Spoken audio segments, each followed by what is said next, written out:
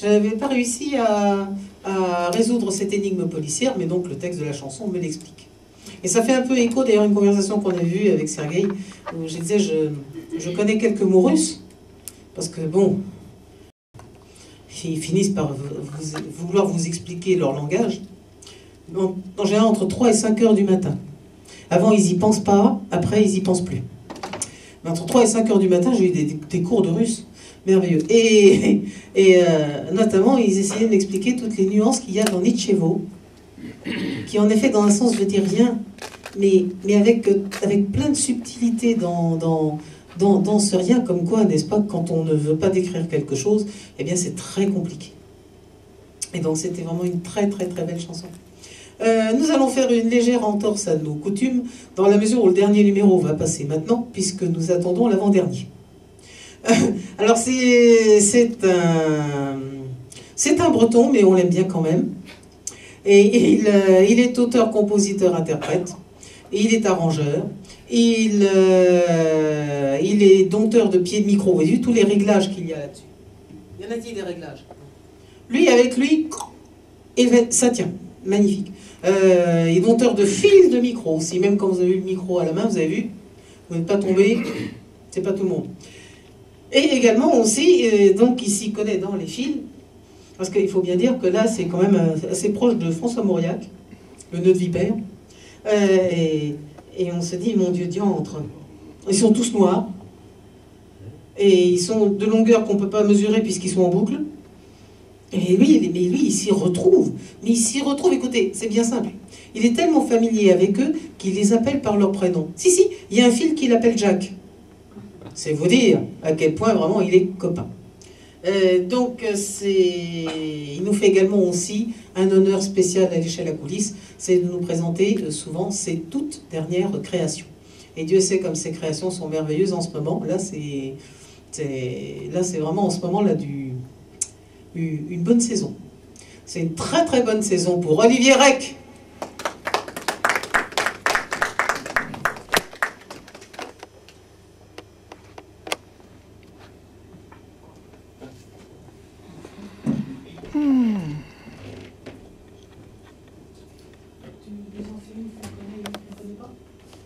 Ah bah peut-être, oui, d'accord.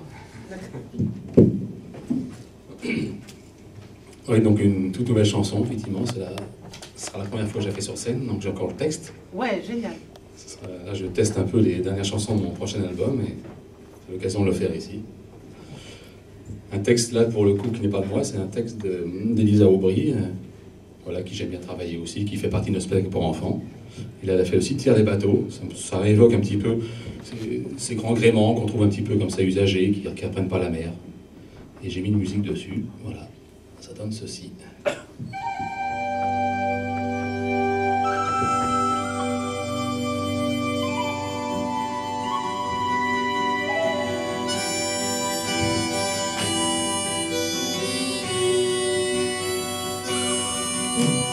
Des algues ensorcelées s'emparent de ces gisants,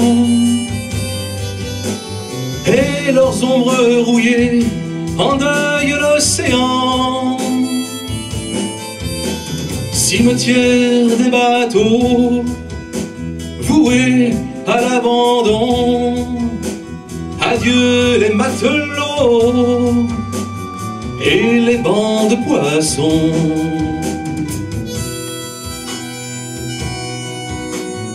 Ils reposent sur la grève, veillés par les jusants. Plus rien ne les soulève, ni les flots, ni les vents. Seuls parfois des bourrasques font grincer les gréements, et les vieilles carcasses gémissent doucement. Même si les embruns n'éclaboussent plus leur corps, ils gardent au creux des reins le souvenir d'un port où ils ont accosté, et de tant de rivages, de ce fier équipage qui savait les guider.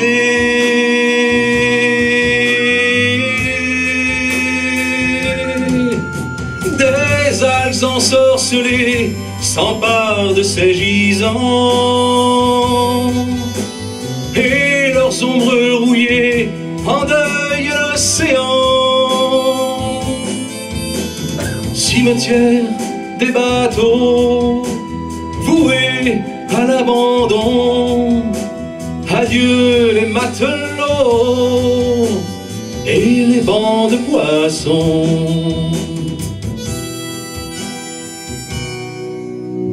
Ils sont pour sépulture d'étranges coquillages, la mer s'y aventure, mais plus aucun voyage. Pour tous ces vieux géants qui ont fermé les yeux dès que les goélands se sont éloignés d'eux.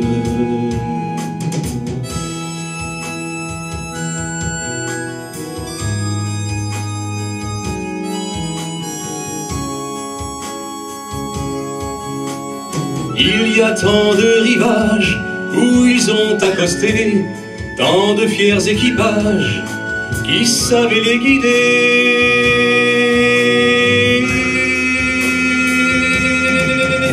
Des algues ensorcelées s'emparent de ces gisants, et leurs ombres rouillées endeuillent l'océan. Cimetière des bateaux voués à l'abandon, adieu les matelots et les bancs de poissons. Cimetière des bateaux.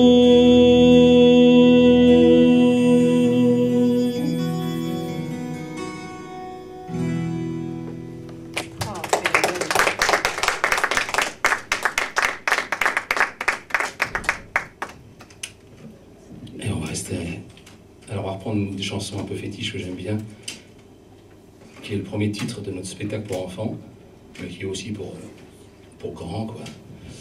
C'est cette chanson qui parle de l'arbre.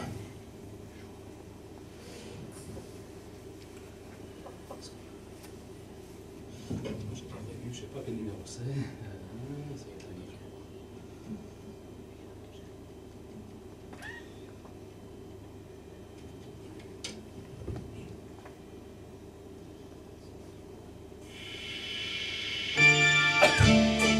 C'est pas ça.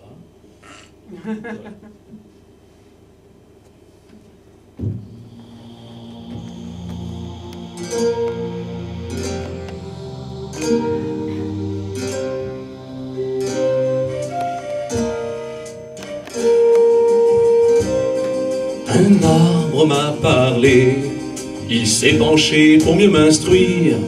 Les rêves sont volés, on cache la clé sous un menhir.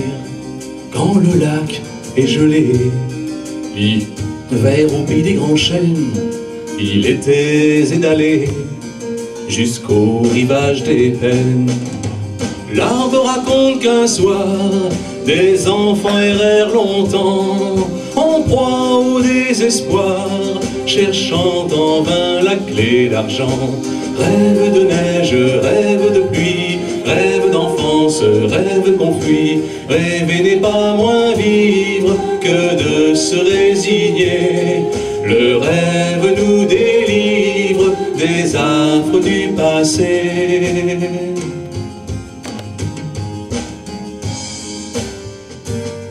La terre s'ennuie, les villages ne chantent plus.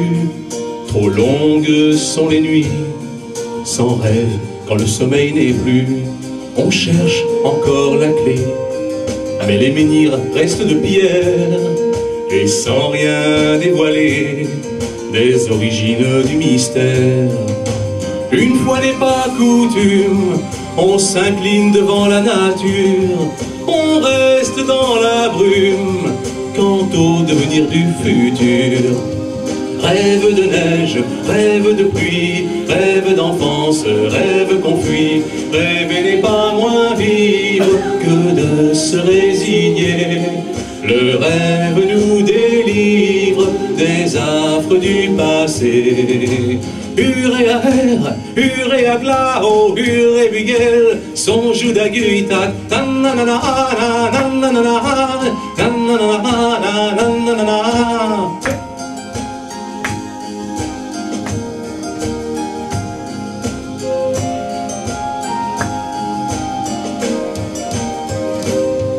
Or un jour, me dit l'arbre, il attend plus dans la vallée que la pierre et le marbre, comme les menhirs du reparler. La clé fut mise là, par un sorcier, un vilain gnome. Ce dernier ne peut pas rêver comme rêvent les hommes. Le rêve est revenu du long silence des pierres. On chante dans les rues, partout l'on dit des prières. Rêve de neige, rêve de pluie, rêve d'enfance, rêve qu'on fuit. Rêver n'est pas moins vivre que se résigner. Le rêve nous délivre des affres du passé. Urea glao, ure bugel, songe d'aguitac.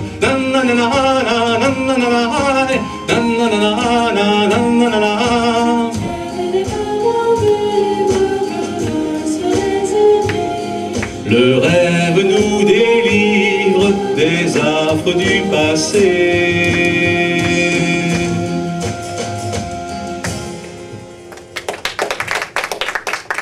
Merci.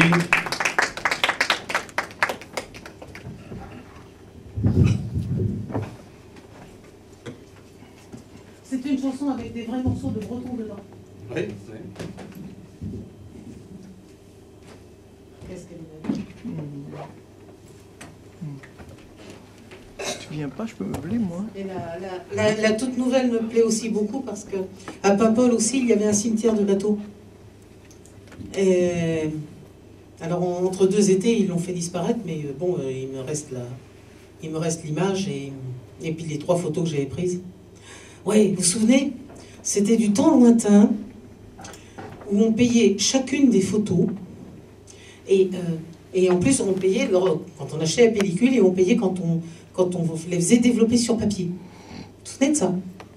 Ouais, c'était long.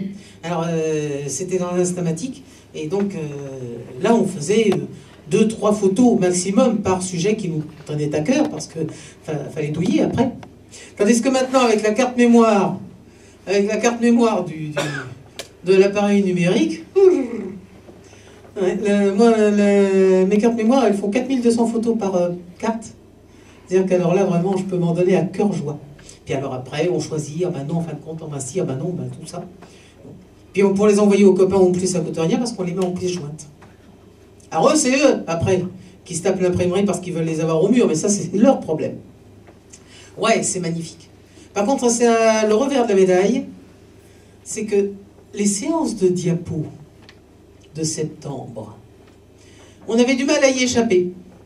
Le meilleur ami du mari, enfin dans mon cas c'était le meilleur ami du mari, n'est-ce pas, nous obligeait à avoir la séance de diapositives, exactement comme dans les sketchs et comme dans Goscinny. D'ailleurs, le petit Nicolas, il y a une histoire du petit Nicolas aussi qui montre la séance de diapos, ce qui prouve bien que c'est pas d'aujourd'hui. Et donc on fait bonne figure. Là tu vois, regarde, ça c'est fantastique, ça c'est le restaurant où on a mangé. Très bien. Bon, puis petit à petit, la diapo, ça c'est moins fait. Bon, on s'est dit, on va réussir à couper. Puis alors maintenant, à la machine à café, t'as vu mes photos de vacances? Et hop, on dégaine le téléphone mobile. Regarde, alors là, regarde, tiens là. Ça, c'est le restaurant où on a mangé. Et puis là, tu vois, regarde, j'ai photographié l'entrée, j'ai photographié le plat, j'ai photographié le dessert, j'ai photographié la bouteille de vin. C'est extraordinaire, hein. Pendant ce temps-là, vous, avec le café. Oh, ah oui, ah, oh. La seule chose qui change, c'est que maintenant, on a un café avec un gobelet en carton, alors qu'aux séances de diapo, on avait quand même de la porcelaine. Alors voilà, si quelqu'un qui, lui, ne nous raconte pas de photos de voyage, c'est beaucoup mieux. Lui, au lieu de voyager dans le monde, il voyage dans les voix. Il voyage dans les personnages. Je ne sais pas encore quel est le personnage qu'il a choisi d'incarner, le ou les.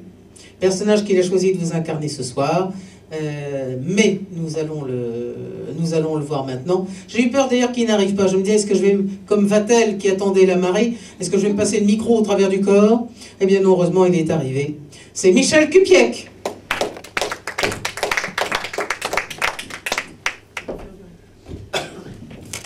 Bonsoir. Bonsoir. Bah, le temps d'arriver, quoi. Ah ben oui, c'est ça, quand on est demandé partout. C'est l'ours de Tchekhov que tu joues en ce moment? Non, là, le samedi, c'est Fédo. C'est Fédo. Ça grince. Ouais, je sais pas ce que c'est. T'as un téléphone sur toi qui fait grincer? Pas du tout. Est-ce que l'embout est bien sur le micro? Est-ce que l'embout est bien sur le micro? Ça t'est bougé, non, un petit peu? Alors, ah, c'est peut-être parce que j'ai bougé. Là. Je vais le prendre à la main, ça sera mieux même. 1, 2, 2. Ah, mais non, il ne marche plus, ça y est. Appuie bien l'arrière dessous. Dessous. Ça doit te bouger, ça. Ça doit te tirer un peu fort. 1, 2, 2. Le micro rechange si vous voulez. Ah, c'est mieux. Ah oui. Voilà, c'est la séance diapo qui n'a pas supporté. Donc, oui, donc effectivement, je ne suis pas venu tout seul. Bon, l'actualité, je vais éviter d'en parler en ce moment, parce que vous savez que c'est un peu sordide avec ce fait divers. Donc, tout le monde a entendu parler de ce présumé viol ou agression sexuelle. D'un autre côté, ça s'est passé où? À Pornic. C'est pas moi qui l'invente. Donc, vous voyez que malheureusement, l'actualité est parfois cruelle. En tout cas, s'il avoue, j'espère qu'ils vont le transférer à la prison de Castres. Ça lui fera du bien. Bonne idée. Mais en ce moment, évidemment, c'est le festival de la bande dessinée qui est sur le devant de la scène. Angoulême. Voilà, Angoulême, très bien. Alors, je me suis dit, si les personnalités politiques étaient quelques personnages de bande dessinée, eh bien, je pense que Ben Ali serait forcément Is No Good, que François Bayrou serait Rantanplan, Ségolène Royal, Bécassine, Oh non, Michel Alliot-Marie. pas breton. Non, c'est pas gentil. Ouais, non. Mais ceci dit, elle arrive toujours avec ses gros sabots. Oui. Ah, on est d'accord. Michel Alliot-Marie, ben, c'est plutôt les dingos dossiers de Gottlieb. Borloo et Juppé, c'est Tif et Tondu. François Fillon, Galuron. Christine Boutin, sœur Marie-Thérèse des Batignolles. Et enfin, DSK, Strauss-Kahn, évidemment, Lucky Luke.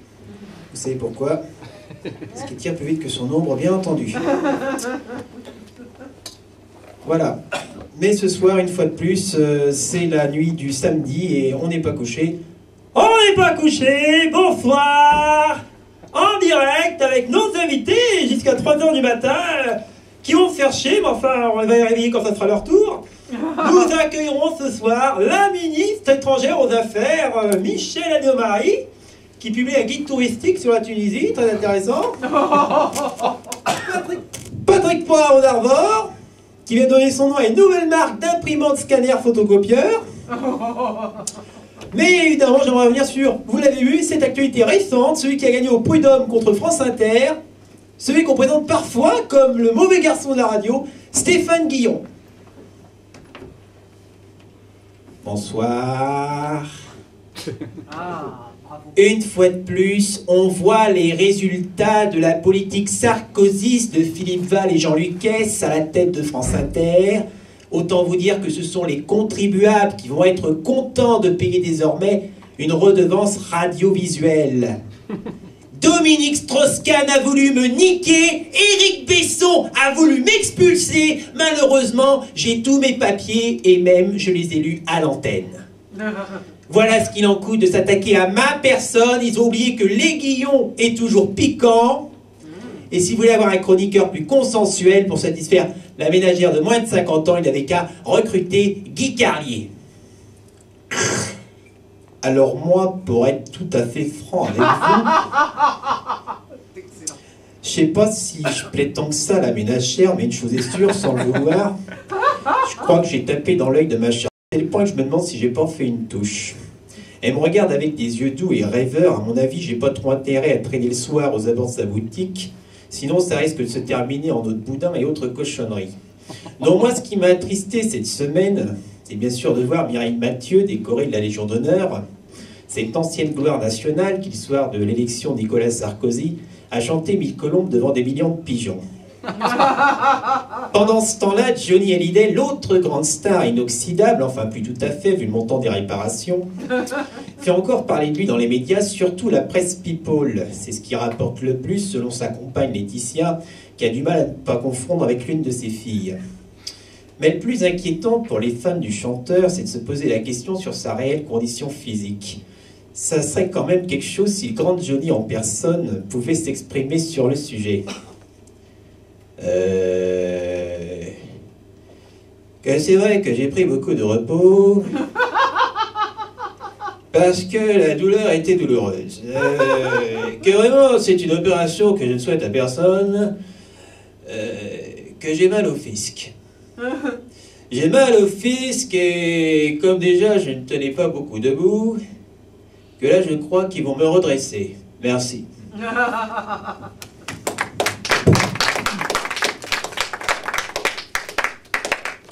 C'était pas mal. Pas mal, pas mal.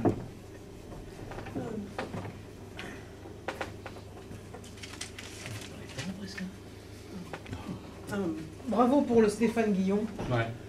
Ah ouais. Là, le Stéphane Guillon, c'était... Première fois. Ah, l'échelle à la coulisses est friande de ce genre d'avant-première. Alors Guy Carlier, tu nous l'avais déjà fait et il est magnifique, Guy Carlier. Mais ça, Stéphane Guillon. Et en plus, c'est vrai ce qu'il a dit. Il a dit, je suis content en tant que salarié et je suis furieux en tant que contribuable parce que je me rends compte que les 200 000 euros, il va quand même falloir... C'est quand même vous qui allez... C'est quand même nous, les contribuables, qui allons les sortir. Ah ouais. J'ai cité Philippe Val dans mon dernier café philo, à Honoré Philo, pour une phrase qui d'ailleurs correspondait bien à l'étape de mon développement. Il disait, la tolérance, ce n'est pas 5 minutes pour Hitler, 5 minutes pour les Juifs. La tolérance, c'est on se débarrasse des nazis et ensuite on parle.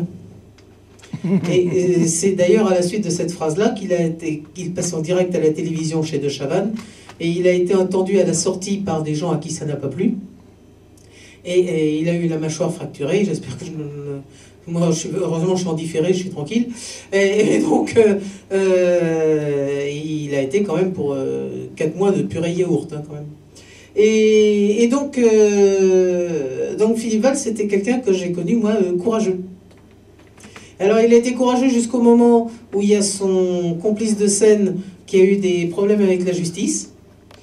À ce moment-là, moi, j'ai chanté avec ce type pendant 20 ans. Non, je ne connais pas. Patrick, comment vous dites? Ça me dit rien du tout. Et puis, après, bon, il a eu aussi quelques coups de nerfs à Charlie Hebdo. Et puis, il est mort. Il est mort le 17 juin 2009, lorsqu'il est rentré à France Inter. D'ailleurs, son tombeau est toujours visible. C'est le bureau 425 à France Inter. On peut voir sa momie qui parle d'ailleurs, c'est bien imité. Hein. La momie parle, vous engueule, tout ça. Vous avez vraiment l'impression d'être devant le vrai. Mais le vrai Philippe Val, il est mort le 17 juin 2009.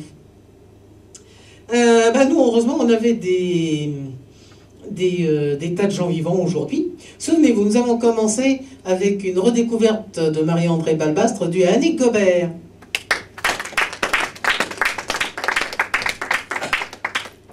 Une page d'histoire avec Pierre de la Galite.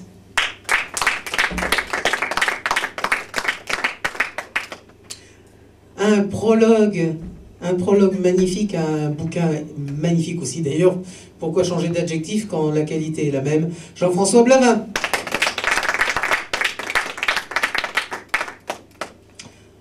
Il a chanté rien. Alors c'est vrai que rien c'est rien. 2 fois rien, c'est rien, mais 3 fois rien, c'est déjà quelque chose. C'était Sergueï. Entre parenthèses, en note de bas de page, dans la chanson de Sergueï, j'ai reconnu des mots de genre Françouzitch et Françouzki. Je me suis dit qu'il y a peut-être un moment où il va falloir que je lui demande la traduction de la chanson. Nous avons eu donc plusieurs personnes en une, c'est bien. Et vous avez pu d'ailleurs apprécier la solidité de la scène qui a accueilli Carlier ce soir, grâce à Michel Cupiec. Et last but not least, comme disent ceux qui aiment France List, Olivier Rec. Alors nous allons maintenant avoir quelques minutes d'entracte, exactement jusqu'à 10h moins le quart, jusqu'à 45. Le temps que l'on mette en place la mise en scène pour la lecture, c'est une lecture de théâtre, ce n'est pas une représentation stricto sensu. Donc il y a à la fois de la mise en scène et pas de mise en scène, mais en tout cas il y a une mise en place. Donc nous allons pouvoir faire maintenant. Et puis pendant ce temps-là, vous allez pouvoir savourer nos boissons. Alors les boissons, elles sont froides, elles sont tièdes, elles sont chaudes. Alors c'est vrai qu'ici vous êtes un peu réchauffé. Dehors il fait 0 degré. 0 tout rond. Tout rond. Un tout rond, pile poil. Donc c'est vrai que dans ces cas-là, on est quand même plus velouté de pommes de terre que sorbet au coca. Donc je comprendrais très bien que le sorbet au coca ne vous tente pas. Ça tombe bien d'ailleurs parce qu'on n'en a pas prévu non plus. Si, les sorbets au coca, vous savez, ces espèces de granités qui vendent dans des longs tubes, en plastique. Vous n'avez pas des mondes qui vous ont réclamé ça? Oui, oui. Oui, moi une fois, il y a comme ça... Des glaces. Oui, exactement, qui m'a dit, mais si, les mômes adorent ça. Alors pour essayer, j'en ai pris. Et vous allez voir jusqu'où va ma charité chrétienne. Je n'en ai pas voulu au salopard qui m'a fait manger ça. C'est vous dire à quel point je suis bonne. À la pêche au môme. Ça, c'est un peu aussi comme les fraises Tagada. Oh, Marielle, t'as pris des fraises Tagada. Tout le monde fond d'émotion devant les fraises Tagada. C'est horrible. C'est horrible. Moi, j'ai pas été élevée aux fraises Tagada. Je trouve ça immonde, immangeable. Et lorsque, dans des cocktails, buffets, machin, j'apporte 2 sachets de fraises Tagada, tout le monde me remercie comme si j'étais le Père Noël. Bon. Après tout, la gastronomie française est inscrite au patrimoine mondial de l'humanité, de l'UNESCO. L'essentiel, c'est que l'UNESCO ne mange pas de fraises Tagada, autrement, je ne dis pas qu'ils n'auraient pas envie de réviser leur copie. Pour ceux qui veulent fumer, alors, il n'y a aucun problème, parce que je pense en effet qu'on doit aider la recherche sur le cancer, même en tant que cobaye. À ce moment-là, vous n'allez pas dans la cour, vous allez sur le trottoir, parce que dans la cour, ça fait du bruit, ça pose des problèmes. Donc vous allez sur le trottoir, et surtout il faut que vous soyez bien là à 10h moins le quart, puisqu'à 10h moins le quart, nous allons entrer dans le monde du théâtre. À tout à l'heure. Première partie. Souvenez-vous, nous avons commencé par Patrick Eden, chanté par Annick Gobert. Merci.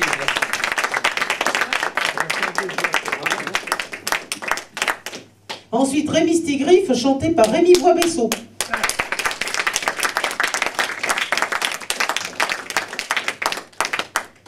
Ensuite Antoine qui est venu avec madame.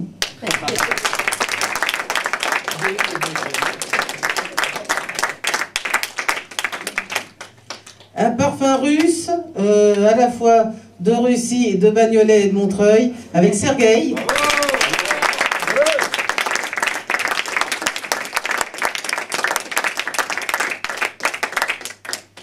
Notre séquence pédagogique, l'origine des couleurs, avec Pierre de la Galite.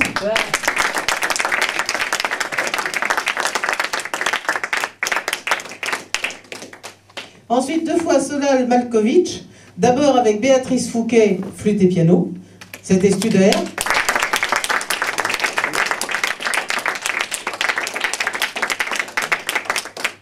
Et ensuite Mozart et Bach en flûte avec Philippe François.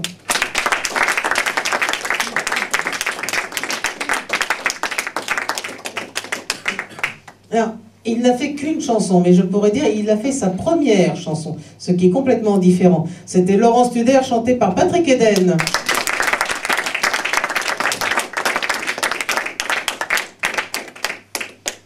Ensuite, Nicolas Sarkozy, maltraité par Michel Cupiec.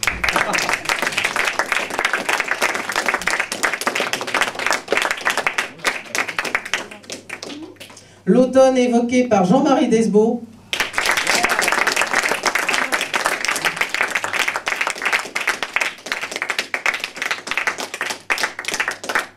Un coup de chapeau à Jacques Brel grâce à Jean-Claude Escalone.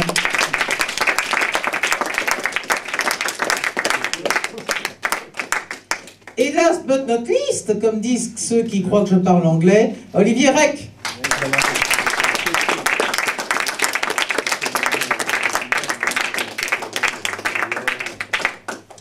Alors, c'est bien la peine d'avoir une nouvelle pendule dans le hall du théâtre, n'est-ce pas, pour terminer la première partie à la bourre. Ouais. C'est vraiment, ça, elle se dit, mince, je suis arrivé dans un endroit où on me respecte pas.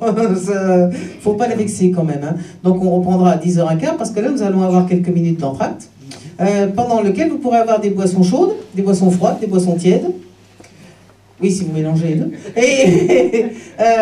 Et également aussi, il y aura les CD de Patrick Eden, il y aura les CD d'Olivier Rec, et il y aura les partitions de Laurent Studer. Alors ça, c'est tout à fait original. Laurent Studer, au lieu d'apporter une pile de CD comme tout le monde, eh bien, il a mis en vente des partitions, ce qui nous permet, après, donc, de torturer un copain pianiste pour lui dire, écoute, il faut absolument que tu me joues ça. Ça fait toujours plaisir.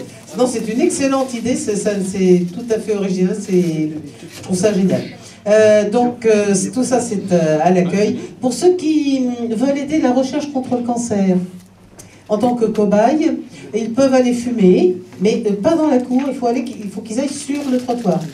Oui, parce que dans la cour, autrement, ça fait du bruit, donc on ne peut pas avoir de problème avec les voisins, donc on va sur le trottoir. En même temps, ça permet d'arrondir ses fins de mois, mais à condition, évidemment, que vous soyez de retour pour 22h15, lorsque nous allons écouter Laurent Studer lui-même avec Béatrice Fouquet. À tout à l'heure.